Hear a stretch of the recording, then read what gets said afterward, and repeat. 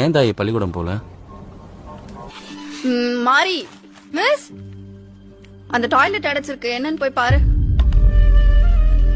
இவன் எதையா குடுக்குற, அதை வாங்கி சாப்பிட்டு இருக்கிற? அறிவு இருக்கா இல்லையா? உனக்கு அறிவு கிடையாதா? உனக்கு உங்க வீட்டுல நல்லது கெட்டதா சொல்லி கொடுக்க மாட்டாங்களா?